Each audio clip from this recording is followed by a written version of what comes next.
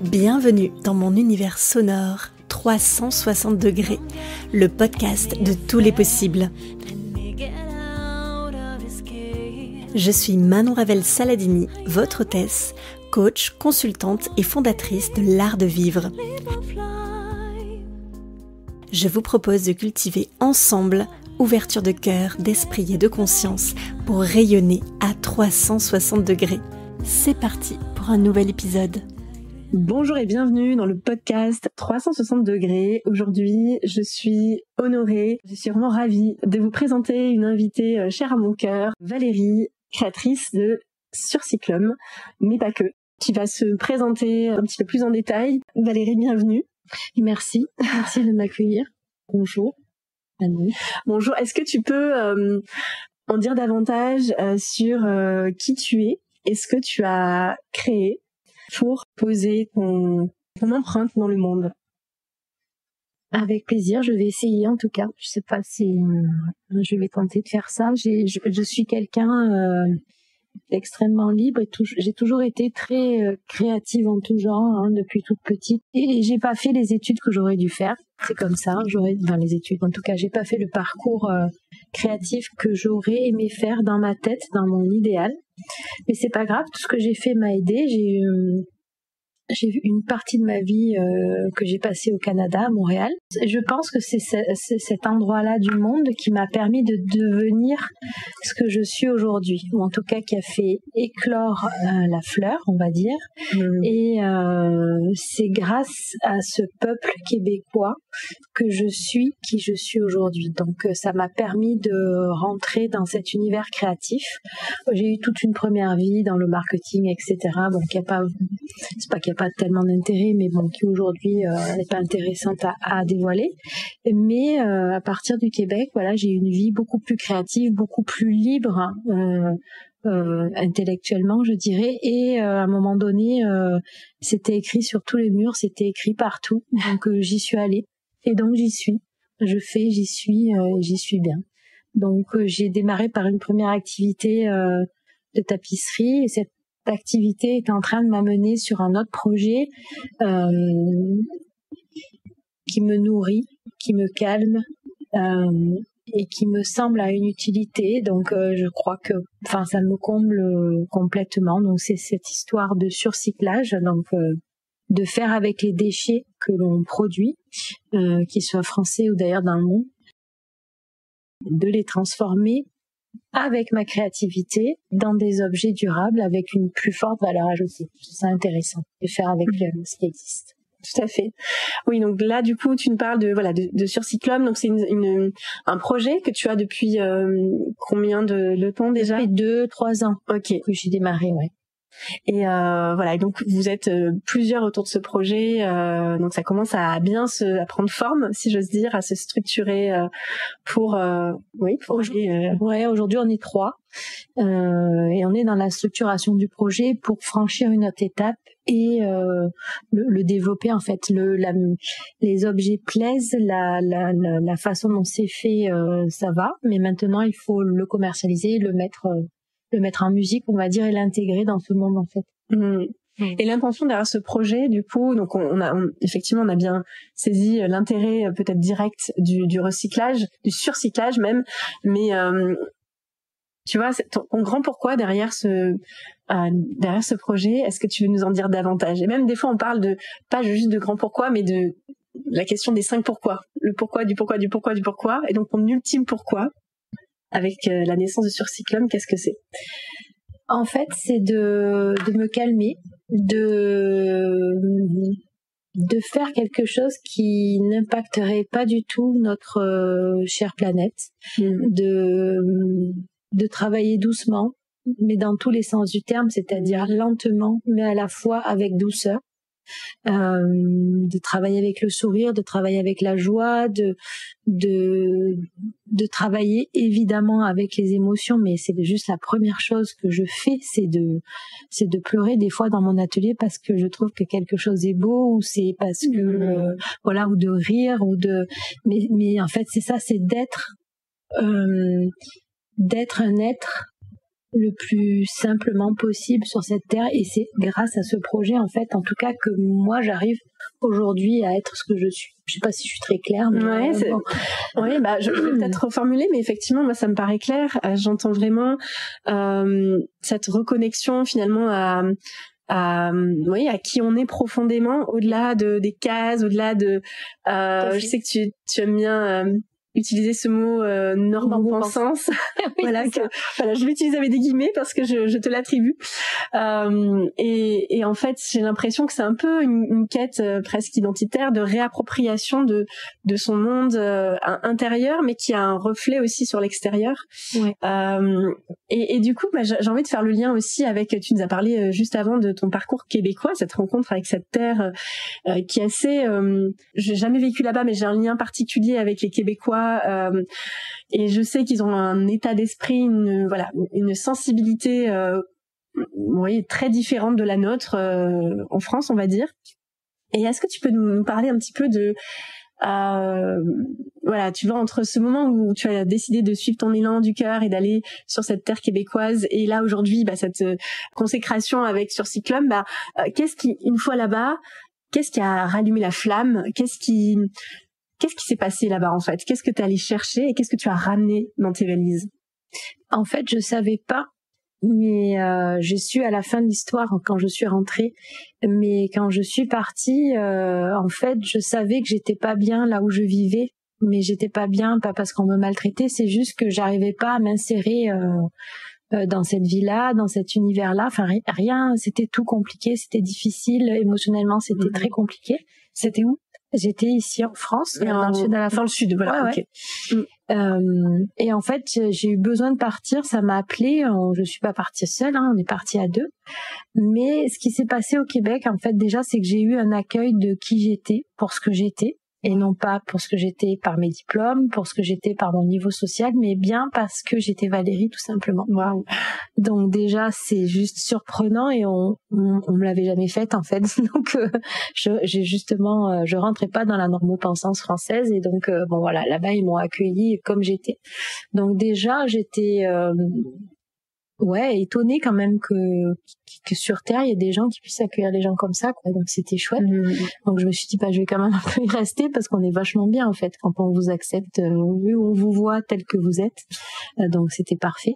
Et donc le fait d'avoir cet accueil, en fait, ça m'a permis de faire ce chemin et de dire je vais vivre comme je suis, et je vais faire ce qui me semble bon de faire pour moi et pour ce pays, parce que quand même j'ai été immigrée.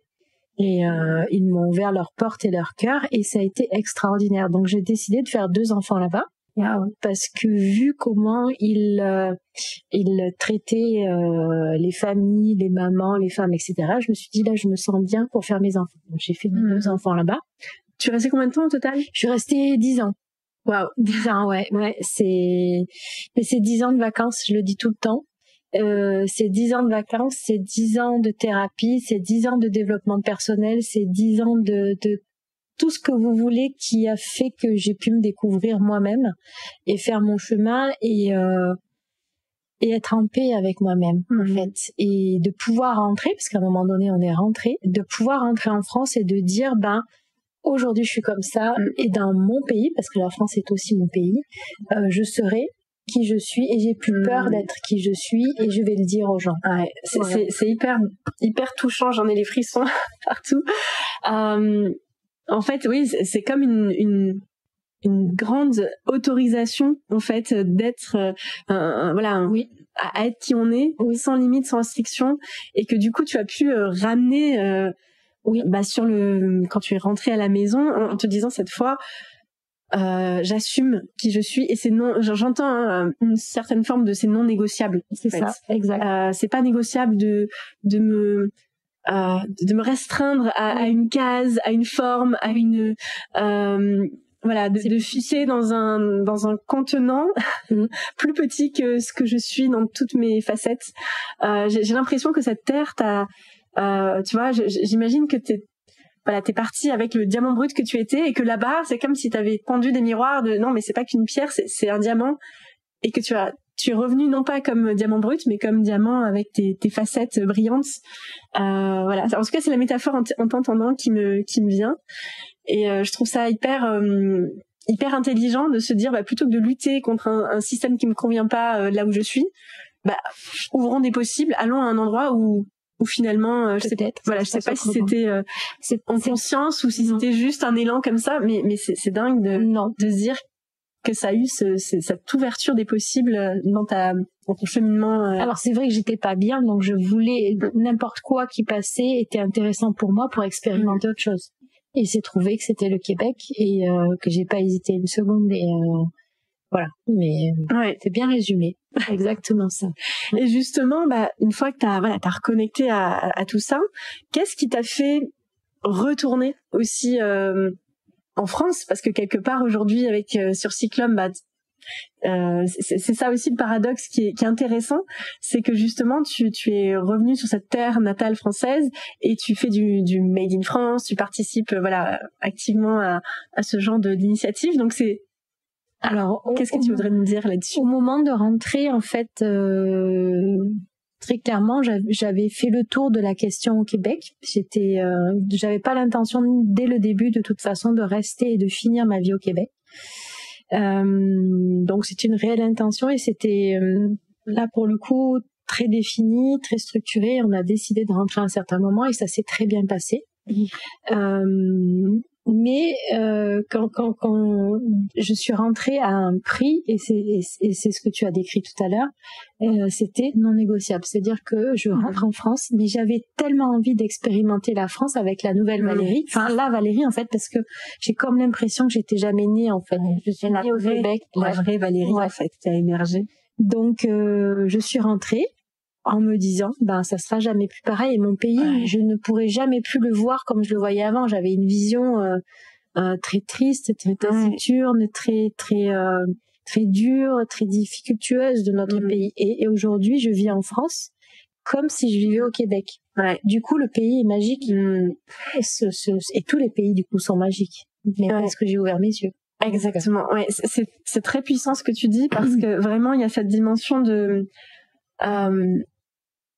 quelque part, des fois, quand on lutte contre quelque chose, on peut aussi un peu diaboliser peut-être un système ou une façon de fonctionner, mais quand on fait le choix justement de se réapproprier aussi son pouvoir personnel, sa responsabilité par rapport à ça, et c'est ce que tu as fait du coup en partant, du coup à quel point ça permet de ne voir, ce qui me vient comme mot, c'est de retomber en amour pour ce pays qui est la France, parce que tu t'es libérée. En fait, tu ne luttais plus contre quelque chose. De toute façon, tu étais toi. Tu as défini de nouveaux standards pour ta vie et que ce soit dans ta vie personnelle comme professionnelle, et que ça a permis vraiment de faire comme effondrer tout ce qui pouvait comme tu dis, te rendre triste par rapport à ça, t'entraver, et que tu ne voyais plus que les bons côtés. Et comme tu dis, une fois que tu as cette ouverture sur la vie et sur le monde, tu es bien partout. Mais c'est vrai que ça a demandé à un moment donné aussi de venir grandir cet espace je peux m'autoriser à être qui je suis. Exactement. Et depuis ce nouvel espace, cette nouvelle version de la vraie, c'est ça, la vraie Valérie, de revenir, mais dans un total autre paradigme que celui avec lequel tu as quitté la France. Et justement, ce qui serait intéressant, c'est que tu nous parles peut-être. Donc nous, du coup, on s'est rencontrés dans le cadre de ton projet sur Cyclum, justement. Oui. Il y a à peu près 2 ans maintenant. 2 ans, bien. En quoi tout ça, tout ce que tu viens de nous livrer, en fait, ça fait partie intégrante de l'ADN, en fait, de sur Cyclum, et comment t'as envie de démultiplier ça, de faire grandir, de redistribuer tout ça. En fait, je crois que sur Cyclum arrive parce que mon chemin de vie bouge, avance et je bouge et j'avance, et il se présente à moi. Donc j'ai aujourd'hui ce sujet à traiter de surcyclage et de déchets industriels, et c'est juste chouette, quoi. Je suis prête pour le faire et il arrive au bon moment. Et j'ai très envie évidemment de le démultiplier en France, mais partout dans le monde sous d'autres formats que ce qu'on peut faire. Alors là, on pourrait revenir dans le mode entreprise, etc. J'ai pas trop envie d'y revenir, mais j'ai bien envie de développer cette activité autrement que par une façon très traditionnelle de faire de l'export en exportant mes produits. C'est pas du tout mon intention. Et ce projet, c'est vraiment un hub, c'est un endroit où on vient se connecter. Donc là, j'ai 2 autres personnes qui viennent se connecter au hub. D'ailleurs, ce n'est plus mon projet, c'est notre projet. Il va grossir en fonction des gens qui vont se connecter, et c'est un peu comme Linux à l'époque, ils avaient développé open source. C'est un peu pareil en fait. Moi, je vois le projet comme ça, et du coup, forcément, les gens qui vont se connecter, ils vont venir faire grossir ce projet dans l'intention de faire quelque chose de bien ici-bas, tout simplement. Alors que ce soit en France, en Belgique, au Luxembourg, aux États-Unis ou à Taïwan, finalement, on est tous sur la même planète. Donc, l'idée, c'est de partager l'idée et de la faire grossir ensemble, en fait, tout simplement. Oui, donc effectivement, ta vision par rapport à ça, c'est pas d'aller activer le levier d'export qui serait un peu contre-productif par rapport à l'idée de pas polluer finalement, de limiter l'impact sur notre planète. Et ce serait plutôt d'encourager les initiatives locales dans d'autres pays pour produire en local, et donc répliquer un peu finalement comme une franchise. Bien sûr. Le modèle, ton modèle en fait d'affaires, et peut-être accompagner des personnes à le faire avec ton expertise. Et de faire donc des objets différents, et de pas être je reprends le mot normopensance, parce que dans une entreprise, quand on développe un produit, il faut absolument le standardiser, il faut absolument le dupliquer, le répliquer à l'infini dans toute la planète. Ça doit être toujours le même, avec les mêmes standards, etc. Et je crois plus à ça. Mon produit aujourd'hui, il a l'air de sac et de tote bag et de tout ce que vous voulez en France, mais peut-être qu'aux États-Unis, ça sera autre chose. Ça sera du padding pour protéger les ordinateurs avec du plastique. Donc c'est aussi ouvrir le champ des possibles physiques, et de se donner le droit d'être différent, même dans la gestion de l'entreprise et dans la façon de développer l'entreprise. Voilà. Ouais, je trouve ça hyper inspirant de se dire que oui, ce qui va peut-être parler à une communauté en France, où là on est plus sur des objets d'art en fait. C'est vrai que ce que j'aime beaucoup avec ton univers, c'est que c'est à la fois il y a à la fois un vrai engagement avec un impact positif sur l'environnement, mais il y a aussi, on n'a pas renié sur le beau, sur le fait que ça doit être fun, esthétique. Il y a un esthétisme qui est le mien, et c'est juste le mien. Il y en a plein d'autres, mais effectivement, j'adore créer quelque chose qui me plaît. Donc j'aime bien cette idée de colorer, que ce soit pas forcément triste en fait. Je veux dire, l'environnemental, entre guillemets l'écologie au sens large, peut-être. L'idée de prendre soin de notre planète, ça doit pas être forcément triste ni monotone. Sombre, ça peut être très joyeux, très coloré. C'est vrai que ton univers est assez flashy, on peut dire. Flashy, j'aime la couleur. Et c'est ça qui est, en tout cas moi c'est ça qui me touche dans ton travail, c'est qu'il y a vraiment ces 2 dimensions en fait. On peut impacter, on peut œuvrer, et en même temps être dans l'artistique, dans la création pure, suivre son propre flow, et comme tu disais, c'est ton univers à toi. Et c'est intéressant de pouvoir adapter aussi à la sensibilité du pays en question dans le cas du déploiement à plus grande échelle. Même dans une entreprise, on peut être différent. Cette idée d'être toujours le même, et coûte que coûte, il faut que ça marche toujours le même, mais des fois ça coûte très cher en fait. Pour que ça marche toujours pareil, alors qu'on ferait différemment, ça coûterait moins cher en humain, ça coûterait moins cher en argent, et on arriverait à un même résultat. Donc c'est plutôt ça que j'ai envie d'expérimenter, plutôt que de nouveau de me faire entrer dans la boîte et de développer de façon classique. Je détiens pas la vérité, on verra. Je veux dire, c'est un projet, je parle pas d'entreprise, ça reste un projet. Puis je vais peut-être me tromper. Et c'est ça qui est chouette, c'est que quand on se trompe, c'est ça qui est intéressant. Qu'est-ce qui se passe? Pourquoi on s'est trompé? Comment on peut changer? Comment on peut refaire? Comment on peut se rediriger? C'est extrêmement riche. C'est extrêmement intéressant de se tromper. Ça apporte d'ailleurs l'humilité. Et du coup, on se réadapte, et puis on enclenche autre chose, et puis on repart sur une nouvelle piste. Oui, ça, je pense que c'est vraiment aussi peut-être quelque chose que tu as pu expérimenter à notre niveau outre-Atlantique, cette notion de il y a pas d'échec en fait. Là-bas, au contraire, c'est valorisé d'avoir des échecs dans la mesure où ça veut dire que c'est quelqu'un qui a tenté quelque chose, alors que chez nous, au contraire, on valorise le fait de ne pas prendre de risques, et donc du coup de ne pas prendre de risques, ça a pour conséquence d'avoir c'est un désastre sur l'innovation en fait. Exact. Parce qu'on peut pas créer des choses nouvelles si on s'est pas trompé entre guillemets, ou en tout cas d'accepter de prendre le risque que ce soit pas juste dès la première fois. Et j'ai l'impression qu'il y a vraiment ça aussi dans l'ADN de. Il y a cette notion, il y a une notion d'expérimentation parce qu'on ne sait pas où on va ni avec quel produit, mais bon, on arrive à faire des choses et on les met en avant, on les met en vente, donc forcément c'est qu'il se passe des choses. Donc beaucoup d'expérimentation. Moi, l'inconnu me galvanise. Je suis quelqu'un d'aventurière, donc plus ça sera différent, plus on sera dans l'inconnu, plus ça me nourrit. Et en fait, et c'est là en fait que j'arrive à sortir les choses les plus étranges ou les choses. Mais c'est le principe de l'artiste en fait. C'est sans pour autant me déclarer comme une artiste du tout. Mais c'est l'idée d'aller chercher ce qui n'existe pas. Et la contrainte de créer par un déchet, c'est totalement différent de se dire j'ai la page blanche et je peux aller chercher tous les produits que je veux pour faire le produit que j'aime. Là en fait, je suis contrainte et je trouve ça génial. C'est comme si j'avais des menottes en fait. J'ai des déchets industriels et je dois faire avec.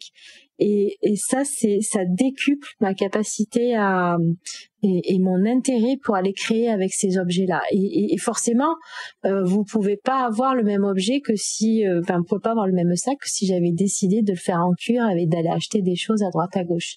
Et ce qui est intéressant aussi, c'est de le présenter comme tel, c'est de dire vous ne pouvez pas acheter le sac de la couleur que vous voulez, vous ne pouvez pas acheter l'objet de la forme que vous voulez parce qu'en fait, on est contraint par nos déchets. Et ça, c'est une réalité de notre planète. Ça me fend le cœur. C'est en fait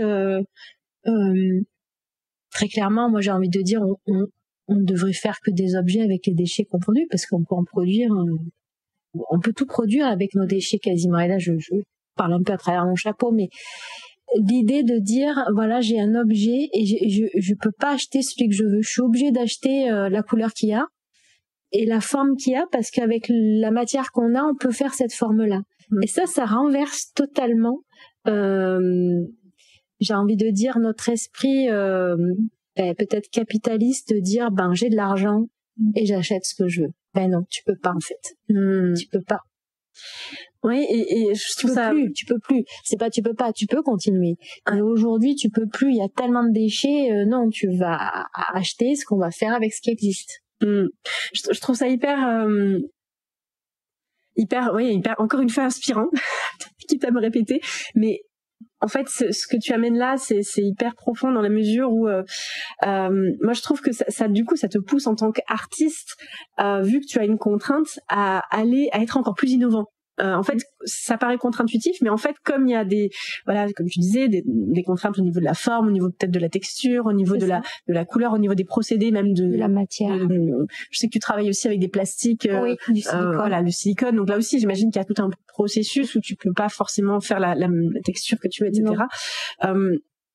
Du coup, ça pousse à activer d'autres leviers pour être encore plus créatif.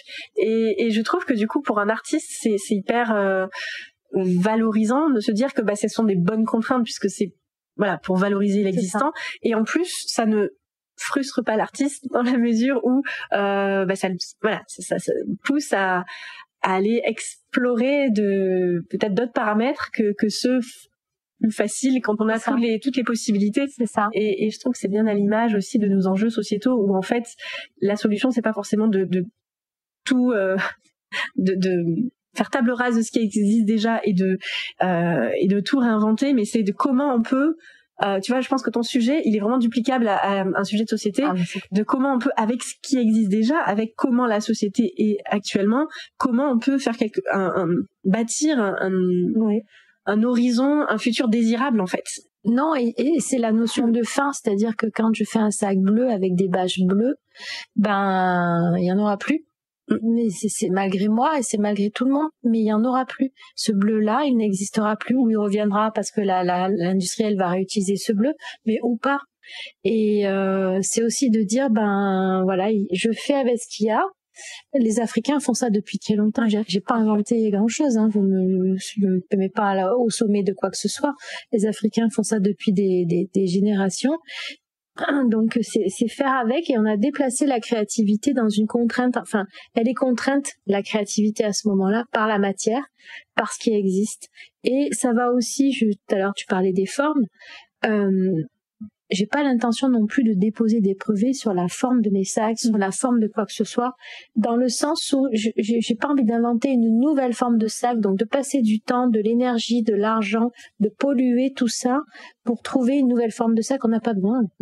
Tous les sacs existent, mais il y en a amplement assez en termes de forme pour les utiliser et utiliser des déchets pour faire ces sacs. Donc il y a une forme de minimalisme en fait, et d'aller à l'essentiel, à l'utile, mais en gardant cette partie création, parce que les Français, c'est quand même ce qui nous anime.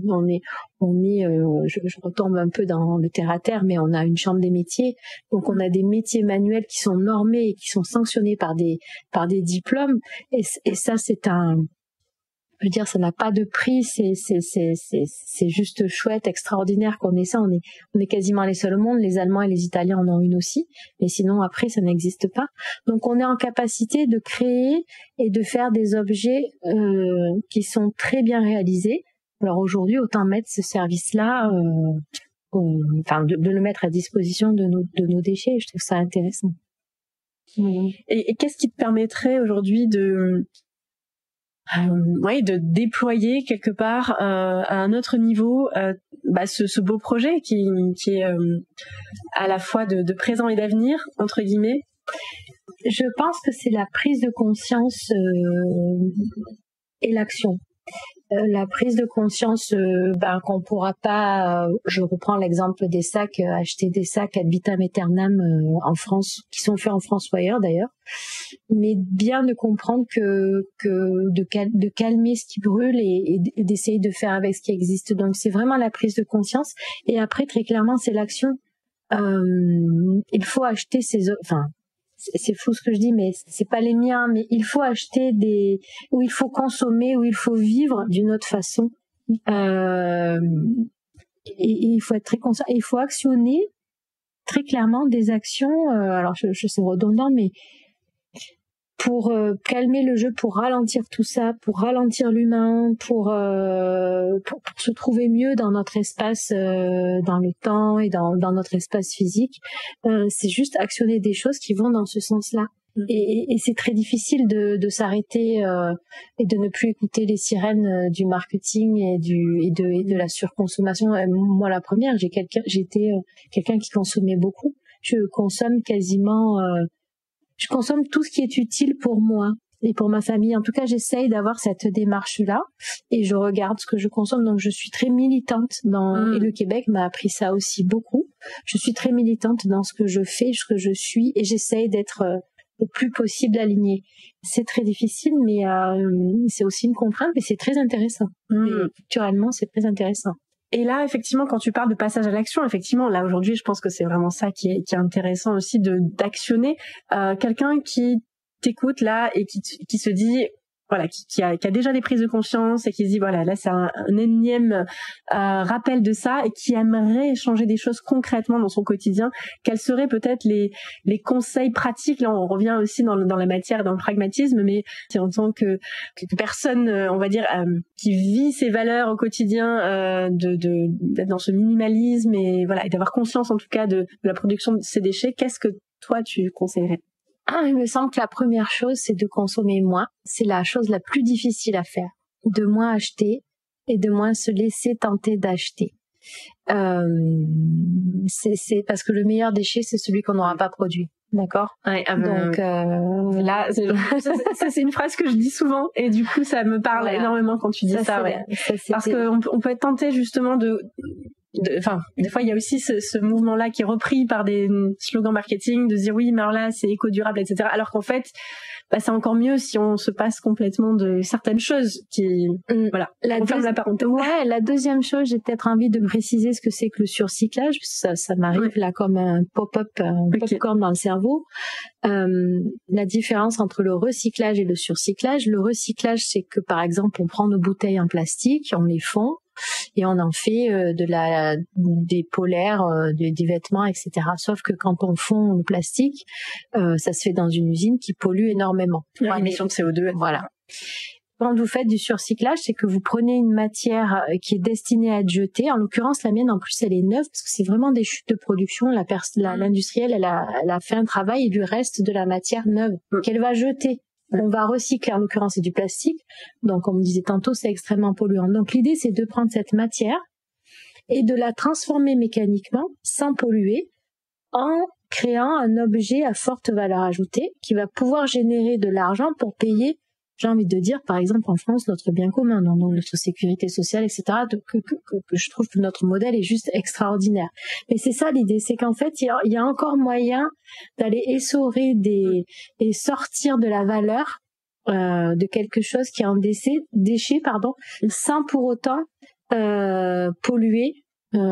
Et en plus, le recyclage, quand vous recyclez, c'est une fausse réponse. Ça veut dire quoi?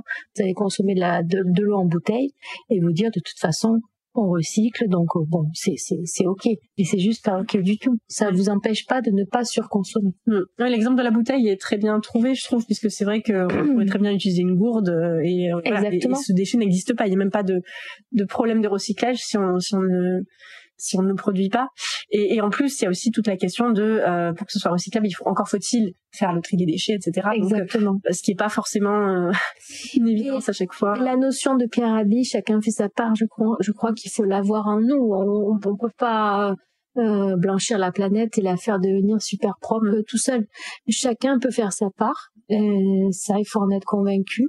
Il y en a qui le sont pas, mais moi je le suis. Je sais très bien que voilà, à plusieurs on ira beaucoup plus loin. Et il faut prendre conscience de ça. Et chacun fait sa petite part et ça va le faire. Ça va le faire. On va arriver à changer notre façon de consommer, c'est sûr. Ouais. Mais ça me touche que tu parles de Pierre Rabhi, parce que c'est quelqu'un que j'ai vu plusieurs fois en conférence. J'avais pu même échanger quelques mots avec lui et voilà, je le trouvais très inspirant dans sa simplicité et dans ce qu'il dégageait. C'était quelqu'un d'aligné, d'asserti, de juste en fait. Voilà, juste avec lui-même et juste avec les autres. Pas d'ostentation, mais du plaisir quand même. Il disait souvent, je vais pas vous demander d'aller dormir sur la paille, c'est pas le sujet. Voilà. Mais à un moment donné, est-ce qu'on peut aussi ralentir notre façon de tout consommer? Et là, on peut vraiment se poser des questions. Oui, et faire des choix, c'est-à-dire que j'aime bien l'idée que tu as amenée de pas être tout blanc. Non. C'est parce il vaut mieux à la limite 6 milliards de personnes qui font leur part plutôt que 1% du nombre qui va faire qui va être absolument radical dans son domaine, qui va pas manger, qui va manger tout parfaitement, etc. Mais du coup, on le sait, de toute façon, les statistiques sont vraiment claires là-dessus. Voilà, c'est plus un mouvement global, quitte à on n'est pas parfait, voilà, comme tu dis, on est humain, on a des besoins, mais pas que. Des fois, on a juste des plaisirs, des plaisirs. Et ça, moi, je pense en tout cas que ça fait partie intégrante en fait de notre incarnation humaine, que du coup oui, on n'est pas que sur la contrainte, et c'est pour ça que moi j'aime beaucoup le minimalisme, parce que je trouve que ça apporte vraiment une voie du milieu par rapport à ça, parce que moi j'ai eu vraiment des moments où j'étais très extrême dans ma conscience environnementale et je voulais je pense que j'étais un peu dure aussi avec moi-même, et voilà. Et puis après j'ai eu un deuxième enfant, etc. Et je me rends compte qu'en fait on peut pas être sur tous les fronts. Non. Et en plus de ça, voilà, c'est notamment pendant le confinement, je pense que j'ai eu un vrai éveil, une vraie prise de conscience, comme beaucoup, on va dire. Mais en fait on se rend compte que finalement pour vivre on a besoin voilà, pour survivre, pour vivre, on a besoin de rien à part de l'eau, des besoins de base.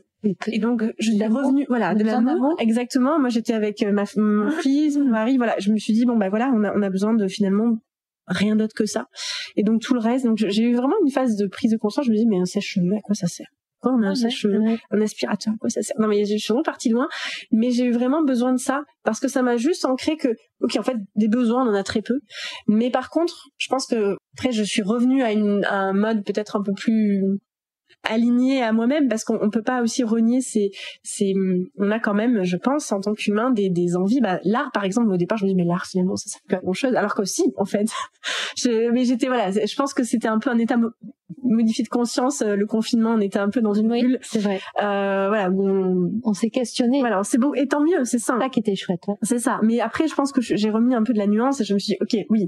Donc, effectivement, on a très peu de besoins, mais c'est ok aussi d'avoir, au-delà du besoin, de répondre aussi à ses envies, à ses désirs. Et en fait, c'est important. Voilà, c'est important. Et en même temps, le minimalisme, je trouve que c'est la voie parfaite du milieu, dans le sens où justement, qu'est-ce qu'on garde? Là où, voilà, toujours dans cette idée de 80-20, quels sont les 20% effectivement sur lesquels j'ai envie de focus, qui sont peut-être, c'est peut-être superficiel, c'est peut-être, c'est pas du besoin, on est vraiment dans le pur désir, mais en même temps c'est ça qui nourrit beaucoup de choses chez moi, et là je vais peut-être m'autoriser des choses, et à l'inverse sur d'autres postes, là on va vraiment faire attention, et ça va dépendre selon les personnes. Il y a des personnes qui vont être plus regardant sur l'alimentation, d'autres plus sur les déplacements, mais c'est tous ces efforts peut-être mis bout à bout qui font qu'on a un vrai impact sociétal. Et je veux être en conscience. Ton regard là-dessus, parce que du coup là je t'amène un point de vue, mais c'est intéressant de le confronter avec une spécialiste du sujet, tu vois. C'est être en conscience en fait de. Quand on est en conscience, quand on est aligné, on sait ce qu'on fait, on sait ce qu'on actionne. Et quand on fait quelque chose, on est en pleine conscience de ce qu'on fait, on le comprend. Et du coup, là, on est juste. Voilà. Et du coup, là, le questionnement arrive. On se dit bon, est-ce que c'est correct de faire ça ou pas? Voilà. Et après, ça peut ne pas être correct, mais comme tu le disais, on a un désir, on a une envie. Moi, j'aime les voitures. J'adore, je suis une fille moteur, j'adore ça, j'adore les motos, etc. J'aime bien regarder les voitures et j'aime bien changer de voiture. Mais à côté de ça, j'achète mes légumes le plus proche de chez moi, je mange beaucoup moins de viande, c'est une voiture électrique que j'ai en ce moment, bon, même si c'est pas la solution idéale, mais voilà, j'essaye d'actionner d'autres choses, je suis en conscience, et on peut pas enlever nos plaisirs, parce que si on enlève nos plaisirs, ça va être très difficile, on va revenir, ça va pas être très sain, ça va pas être très c'est pas tenable sur le long terme, en fait. L'humain est fait pour, pas qu'on devienne des ayatollahs de la planète. C'est ça. Mais, il me semble que, ne serait-ce que sur les vêtements, il me semble qu'on peut s'arrêter d'acheter, soit en ligne, soit dans les grands magasins, une quantité astronomique par an de vêtements.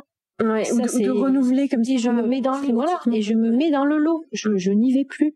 Parce que ça, c'est la première chose qu'on peut faire. C'est évident. Et j'aimais bien ce que tu disais tout à l'heure sur essayer de ne plus, une fois qu'on a ce niveau de conscience-là, cette orientation-là, sans se culpabiliser, ne plus se laisser influencer par les sirènes du marketing. Tu disais ça tout à l'heure, je trouvais ça très juste. Et là, en plus, au moment où on enregistre cet épisode, on est dans la période, 1er décembre, donc de fête de Noël. Et justement, moi, c'est un sujet, les fêtes de Noël, c'est quelque chose, moi, que je suis très militante au sein de ma famille là-dessus, parce que, ça peut vraiment être un moment de grande... d'exagération, voilà, c'est vraiment ça. Et en même temps, il s'agit pas, encore une fois, ça va dans le sens de ce qu'on disait juste avant, il s'agit pas d'éteindre la magie de Noël, de manger les pâtes et de se regarder, voilà, c'est pas ça le but, mais il y a des façons aussi de le faire différemment, de garder cette magie et même de rendre ça encore plus magique, mais juste de se poser les bonnes questions pour prendre les bonnes actions en fonction de nos valeurs, et voilà. Et toi, qu'est-ce que tu pourrais peut-être conseiller? Alors là, voilà, je sais pas quand est-ce que va sortir cet épisode, mais en tout cas, quelqu'un qui voudrait, pour une occasion particulière, que ce soit Noël ou autre chose, qui voudrait faire un cadeau, qu'est-ce que toi t'aurais comme petit tips à donner pour ouvrir les possibles, justement, et pas tomber dans dans ce qu'on fait déjà en termes de surconsommation? Alors la première chose qui me vient à l'esprit, c'est de ralentir. Alors moi j'adore Noël, je suis au Québec ils fêtent ça, en Amérique du Nord, c'est très beau ce qu'ils font, et puis c'est très beau dans l'action, c'est pas juste dans le décor, mais c'est aussi très beau dans l'action. Mais la première chose, il me semble, on est le 1er décembre, c'est parfait, je ralentis tout et je regarde. Déjà, je contemple autour de moi toutes ces décorations, cette fameuse magie de Noël. Alors après, il y en a qui aiment pas, il y a plein de raisons, mais en tout cas, si vous aimez Noël, c'est de ralentir et de regarder ce qui se passe tout autour de vous, les décors, etc. Pour les cadeaux, moi, je fais ça en fait toute l'année. Et les gens à qui j'offre des cadeaux, qui sont ma famille proche et les amis, en fait, c'est pas très RGPD ce que je vais dire, mais j'ai un petit tableur Excel dans lequel je note des ressentis par rapport à ces gens, comment je les connais, etc. Wow. Ce qui fait que, et je note ce que je leur offre. Donc, il y a une histoire, en fait, à chaque fois. Des fois, ils ont la suite du cadeau à leur anniversaire, par d'autres moments. Des fois, j'offre des cadeaux à des anniversaires et je veux pas les offrir à Noël. Enfin, il y a toute une histoire. Enfin, moi, je me suis construit, c'est pas un imaginaire, mais tout un univers pour faire du cadeau qui a du sens, qui m'intéresse, qui me fasse plaisir et surtout, qui fasse aussi plaisir à la personne à qui je l'offre. Pour moi, le cadeau, c'est deux trucs. C'est pas juste, en plus, alors moi, je donne jamais d'argent. Je donne quelque chose que j'ai pris le temps de chercher parce que ça me régale en fait de trouver un truc et de voir la personne qui va l'ouvrir et qui va dire ah non mais c'est pas possible, t'as pensé à ça, comment t'as pu penser à ça. Mais en fait j'enregistre, je collecte de la donnée, c'est un peu ce que fait Google finalement, j'ai rien inventé non plus. Mais l'idée voilà c'est c'est aussi l'élan du cœur parce qu'en fait quand vous faites ça vous faites plaisir et là on continue à construire une espèce de de fraternité, de lien sur cette planète lentement parce que quand vous ralentissez tout est décuplé, les sens sont décuplés, la relation à l'autre est décuplée. En fait on va juste beaucoup trop vite, on veut gagner du temps, je ne sais pas pourquoi faire, qu'est-ce qu'on en fait, on veut aller toujours plus vite. Mais je ne sais pas ce qu'on fait de ce temps qu'on ramasse plus vite. J'arrive pas à comprendre le concept en fait. C'est ultra fatigant. On est fatigué pour arriver à un résultat qui est, j'ai envie de dire un peu moyen. Alors que si on ralentit, on se met à sentir les choses, à les toucher, à parler, à échanger. En fait, c'est ça le cadeau. C'est pas tellement l'objet qu'on va offrir. Et puis l'autre idée, c'est aussi d'offrir des expériences. L'objet en 3D, c'est super, mais quand on offre une expérience à quelqu'un, un moment, je veux prendre un moment avec toi dans l'année, on va aller à tel endroit parce que je sais que tu aimes cet endroit et je veux vivre ça avec toi. Voilà, et là vraiment, il se passe quelque chose. Ouais. Et on sort des sirènes du marketing qui vous obligent à acheter l'objet standardisé que tout le monde doit avoir. Et c'est juste, ça n'a plus de sens. J'ai pas envie de ressembler au standard universel qui est maintenant mondial. Avant c'était français, maintenant c'est dans le monde entier. Ouais. Ça n'a plus de sens. Et ça résonne vraiment beaucoup ce que tu dis, vraiment chaque mot pour le coup. Et je trouve que oui, un objet physique finalement, ça se périme, ça se dévalue entre guillemets, puis après ça peut même se casser, alors qu'un souvenir, c'est intemporel en fait. C'est créer. J'aime bien cette expression, créer l'intemporel dans l'éphémère. C'est-à-dire que c'est une expérience éphémère parce qu'on pourrait se dire par rapport à un objet physique, une expérience comme ça dure pas dans le temps, mais c'est tellement fort. Comme j'aime bien aussi quand tu parlais des cinq sens, de ralentir. Mais oui, c'est tellement intentionnel que du coup on s'en souvient toute sa vie. On survole la sensation, on se souvient que ce moment c'était un moment heureux, et à la fin de sa vie, quand on a tous les souvenirs là qui... C'est ce que je voulais rajouter. Quand on vieillit, c'est ça qu'on reste. Qu'est-ce qui nous reste? Oui, j'avais 36 sacs dans mon paire de chaussures, 40 dans mon placard. Ça, on n'y pense plus. Donc moi, je pense que c'est hyper juste de se dire qu'est-ce que j'ai envie de garder. C'est aussi ça le minimalisme à la fin de ma vie. Avec quel souvenir j'ai envie de partir, et ça c'est hyper puissant. C'est pas d'avoir le dernier iPhone ou d'avoir le dernier sac de grande marque qui va avoir un impact sur ce fameux dernier jour. Quand on est vieux et quand je serai vieille, je sais pas si je le serai un jour, je sais pas. Mon corps sera vieux, mais d'esprit je sais pas. C'est vieille, ça c'est sûr, le corps on n'a pas le choix. Mais en fait quand on arrive à un certain âge, finalement, qu'est-ce qui nous reste? Il nous reste toute notre histoire de vie. Et c'est ça qui est intéressant. Donc, c'est bien l'expérientiel qui nous reste.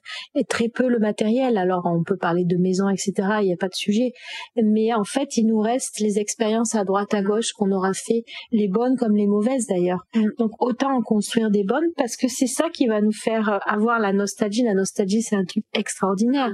Si on a de la nostalgie, c'est bien qu'il s'est passé des choses extraordinaires dans notre vie.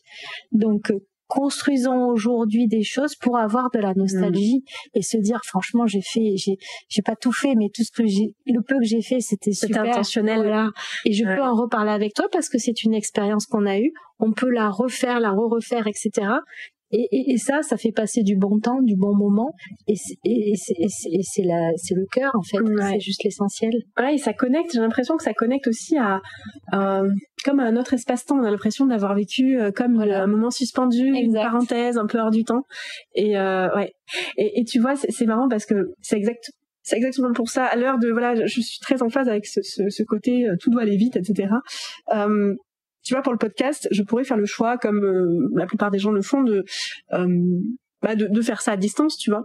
Et en fait, justement, alors je sais que des fois ça me demande beaucoup de frais de déplacement, de choses comme ça, mais je sais que j'ai vraiment l'intention, c'est pas juste le résultat en fait que je vise de oui ça va être écouté par les personnes, etc. Mais je veux que le moment, que le chemin soit aussi agréable. Je veux me souvenir de ce moment où on a enregistré cet épisode ensemble et pareil avec tous les épisodes que j'enregistre et que j'enregistrerai, de se dire voilà, on en a fait quelque chose d'unique et ça restera gravé quelque part. Il y a peut-être un côté un peu sacralisé autour de ça, mais j'aime beaucoup cette idée de mettre de l'invention. Merci de le faire en audio parce que c'est toi qui m'as fait découvrir ça, le fait de se parler au téléphone quand tu m'aidais dans une autre situation. C'est très clair que se parler sans se voir, ça décuple. Alors déjà les sensations, mais aussi ça décuple. Je sais pas, ça ouvre le potentiel. Ça, on va chercher beaucoup plus loin puisqu'on ne se soucie pas de notre image dans la caméra. Donc c'est pas le sujet. Et en plus on perçoit plus de choses parce qu'on voit quand la personne sourit au téléphone, quand elle est prise par une émotion, etc. On le voit. Et du coup on va vraiment justement dans nos émotions, dans notre sensibilité d'humain, parce qu'on a quand même ça, les humains, c'est d'avoir ces super émotions quand même. Et ça n'a pas de prix. Donc merci de le faire en audio. J'aime beaucoup. Merci pour oui effectivement de partager ce processus aussi avec les personnes qui écoutent, puisque du coup c'est aussi pour ça que au départ je voulais faire ce podcast en audio et en vidéo, et je me rends compte que ça enlève quand même de la spontanéité, ça enlève de la chaleur humaine, comme tu dis, pour reprendre le côté humain, et du vrai. Et c'est ça. Du réel. On va plus au cœur de soi, donc je trouve ça chouette de le faire sous ce format-là, même si, tant pis, sur YouTube, il y a pas le visuel. Et peut-être une dernière question avant de clôturer cet échange. Ça fait déjà un bon moment qu'on est ensemble. J'avais envie aussi, parce que du coup, le podcast, c'est vraiment l'endroit où on vient réconcilier tout ce qui est a priori en apparence, qui s'oppose en apparence. Je voulais te demander, donc je mets un peu les pieds dans le plat, mais c'est vrai que quand on est dans ces questionnements d'humain, de questions environnementales, où est la place de l'argent dans tout ça, de l'abondance? Quel est où est-ce que t'en es par rapport à ça, et qu'est-ce que t'as envie de transmettre? Alors c'est comme tout le reste, c'est justement de pas. J'ai l'intention de gagner de l'argent. Soyons très clairs. J'ai l'intention de gagner de l'argent, mais c'est pas le sujet principal du projet. C'est-à-dire que l'argent est au même niveau que avec qui je vais faire le projet, que comment je vais le faire, que où je vais le développer. Alors je dois faire aussi avec les contraintes d'une entreprise. C'est pas le sujet, hein. Je suis pas en train de mettre en danger qui que ce soit. Il y a des choses qui sont incontournables et pour l'instant on n'a pas le choix. Mais dans la mesure du possible, j'ai pas envie de créer des tableurs Excel pour faire toujours plus l'année d'après et toujours plus. Donc c'est aussi développer d'autres formes de production. d'autres façons de produire, d'autres façons de gérer pour justement ralentir. Là aussi, les sirènes du marketing de j'ai besoin de beaucoup d'argent, mais ça veut dire quoi beaucoup d'argent? Finalement, comme tu le disais tout à l'heure, une fois qu'on a fait le tour de la question, on a besoin de moins d'argent que prévu. Alors chacun son niveau, hein, mais bien sûr que je monte le projet et bien sûr que c'est pour que ça tourne. Il faut que l'argent circule, il faut que les gens qui vont rentrer, qui seront dans l'inclusion dans ce projet, voilà, puissent profiter aussi et avoir une vie digne. Alors c'est quoi une vie digne? On est déjà en Occident, donc c'est déjà extraordinaire. Mais en tout cas, c'est pas de courir après l'argent et c'est pas d'aller chercher une deuxième maison. J'ai qu'une maison et j'en aurai qu'une. C'est pas d'aller chercher un yacht ou c'est pas d'aller. Enfin, j'ai pas. Oui, gagner de l'argent, oui, je pense que on a un peu pas le choix, mais aussi c'est chouette quoi. Je veux dire, c'est une source quand même de motivation, mais là aussi il faut le gérer. Voilà. Enfin, il me semble. Et du coup, on est beaucoup plus zen, on est beaucoup plus tranquille. Je me dis pas, purée, là, il faut que je lève 1 million d'euros, il faut que je fasse la start-up machin. Non, il y a pas de pression. Il y a pas de pression. Et si vous êtes tenu par l'argent, c'est juste une horreur. C'est peut-être aussi avant de se défaire de la surconsommation, c'est se défaire de ce besoin utopique d'avoir beaucoup d'argent. Qu'est-ce que c'est beaucoup? Oui, et en même temps, tu vois, j'ai envie d'ouvrir aussi une voie, parce que moi, c'est vrai que j'ai vraiment très à cœur. Je dis souvent que j'ai l'impression que ma mission, c'est de reconnecter aussi les personnes qui ont de belles intentions, entre guillemets. Enfin, c'est pas qu'il y a de bonnes ou mauvaises personnes, c'est pas ça que je veux dire, mais en tout cas des personnes qui ont des vrais projets pour le monde, de contribuer, d'amener de nouvelles possibilités aussi de ce qui existe déjà, de pouvoir aussi s'ouvrir à cette possibilité de flux d'argent pour justement mieux contribuer, parce qu'en fait c'est vrai que tout à l'heure tu disais oui, alors du coup ma maison ça me suffit, j'ai pas besoin d'autre maison, ça c'est ok, si c'est ok, pourquoi il y aurait pas de mal à ce que t'en veuilles plus, mais si t'en veux qu'une c'est ok. Mais du coup c'est se dire si c'est pas pour toi, tu vois, à quoi tu le mettrais au service de quoi? Si t'avais demain $1 million par exemple qui tombe sur un compte, peut-être que tu pourrais faire de jolies choses avec.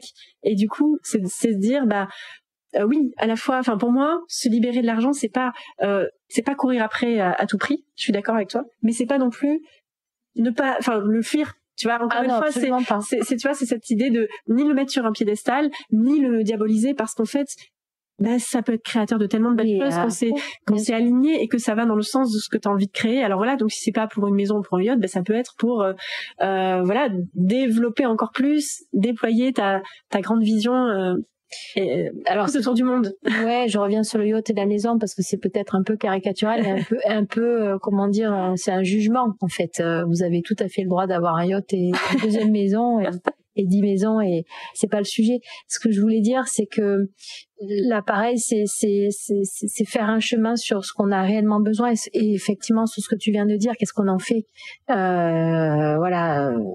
Effectivement, avoir 1 million d'euros sur son compte, moi, voilà, j'embaucherai des gens dans l'inclusion, des gens qui viennent de tous horizons, beaucoup de femmes, beaucoup de gens handicapés, peut-être des prisonniers. Enfin voilà, c'est bien sûr, l'argent est un moyen et il faut l'avoir, il est nécessaire. C'est comme ça. On va pas, je suis pas contre ça, absolument pas. Il faut l'entretenir et comme tu dis, j'aime bien le mot, c'est un flux. Donc il faut qu'il circule. Ouais. C'est aussi le stocker à un endroit, je sais pas trop à quoi ça sert, mais effectivement le remettre dans le circuit et engendrer des choses qui font progresser grâce à l'argent. Mais of course, mais on a juste besoin de ça. On a besoin de ça. Oui, en tout cas, le système est ce qu'il est. Et aujourd'hui, la monnaie d'échange pour les produits et services, effectivement, ça passe par ça. Et du coup, se dire, avoir cette prise de conscience qu'en fait, c'est quelque chose de neutre. Et en fait, ça n'a pas de teinte. C'est ce qu'on en fait quelque part. Exactement. Et il y en a qui vont le mettre dans la culture, il y en a qui vont le mettre dans l'agriculture, d'autres qui vont le mettre, comme tu dis, pour créer des emplois. Moi, je sais que quand j'étais en école de commerce, je me souviens d'un cours en RH où en fait on me disait oui, alors du coup si un jour tu as une entreprise, qu'est-ce que il fallait dire un peu notre pourquoi de créer une entreprise. Moi c'était évident, c'était créer des emplois, c'était vraiment le truc magique. Je me disais mais waouh, la puissance que ça a de se dire waouh, grâce à ce que je crée, il y a des gens qui ont un travail en fait et qui tous les mois ils peuvent bien vivre, comme tu disais. J'aimais bien aussi, ça m'a ça m'a touchée quand tu disais dignement. Ben oui, en fait, pouvoir leur donner un bon salaire, pas payer au ras les pâquerettes, mais qu'ils sont valorisés par ce qu'ils font. Et encore une fois, là, on en revient. J'aime beaucoup cette idée des 5 langages de l'amour. Il n'y a pas que soit valorisé pas qu'en argent, mais aussi en reconnaissance voilà, de leur travail, leur dire quand c'est bien. Il y a tellement de façons de démontrer ça, c'est pas que par l'argent. Voilà, donc je fais une petite digression, mais voilà, ce que je veux dire, c'est que je trouve que l'argent peut être vraiment créateur, ça dépend en fait, voilà, il est vraiment neutre et ça dépend vraiment de ce qu'on en fait. Et je trouve que quand on a de belles perspectives comme ça, de vouloir contribuer, en tout cas, comme tu disais, de chacun sa part, un monde meilleur, etc. Je trouve que c'est tellement une bénédiction de s'ouvrir à ça. Voilà. En fait, il fait partie de ça. On s'en rend plus compte, on l'entretient, il arrive, j'ai envie de dire gratuitement, c'est-à-dire que il s'invite dans la situation, et c'est le lien en fait de tout ça. Mais c'est plus le truc principal vers quoi on focus. En fait, il est là. Et il est généré automatiquement. On n'a pas besoin d'aller s'y intéresser 2 heures par jour pour savoir dans son tableur Excel si on a fait le chiffre d'affaires qu'il fallait faire. C'est juste plus possible. Donc, en fait, il est généré par notre attitude, par ce qu'on fait, par ce qu'on va développer. Et en fait, l'argent arrive tout simplement. C'est pas... Ouais, je pense que c'est une bonne conclusion à tout ça. C'est-à-dire que moi, j'aime bien dire que c'est la conséquence, en fait. Tout à fait. Pas la cause. Pour moi, je le vois comme c'est la conséquence. Donc, en fait, comme tu dis, on va pas focus dessus directement, mais indirectement, quand on est aligné, quand on va dans le bon sens, forcément qu'il y a aussi un retour économique. Et tant mieux, j'ai envie de dire. Bien sûr. Si des entreprises, voilà, comme la tienne, génèrent, voilà, un grand chiffre, tant mieux. C'est clair. Tant mieux pour les emplois, tant mieux pour la planète, tant mieux pour plein de choses.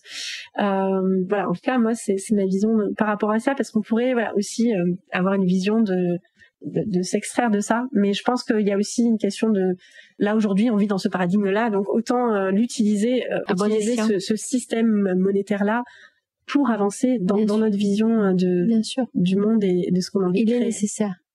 Mais c'est un bon outil. Ouais, et puis c'est ce qu'on avait, tu vois, ça me fait penser à ce qu'on avait fait ensemble. Jamais une seule fois on est allé ouvrir un tableur Excel pour en fait, et pourtant il s'est passé quelque chose, des choses, voilà, et en fait c'était pas notre focus, parce qu'en fait on vient pas travailler à ce niveau-là, on va travailler en profondeur sur le subtil, sur l'humain, sur le pourquoi on fait ça. Et l'engagement, exactement, la vision aussi. Et voilà, et d'ailleurs depuis c'est plus des ailes, comme tu dis. Ouais, on avance bien, on avance super bien. Donc moi je me dis, mais waouh, tant mieux, tu vois, quand c'est comme ça, c'est que ça va dans le bon sens. Voilà, je vais te laisser le mot de la fin pour conclure cet épisode. Je pense qu'on a déjà pas mal exploré. Pardon. En tout cas, tu seras la bienvenue si jamais tu souhaites revenir sur un autre sujet dans le podcast. Waouh. Le mot de la fin. Je veux pas dire que j'en ai pas, mais on est tellement dans un champ libre et le champ des possibles que je ne sais pas quoi dire. Simplement. Ça peut être une phrase, ça peut être un mot. d'être.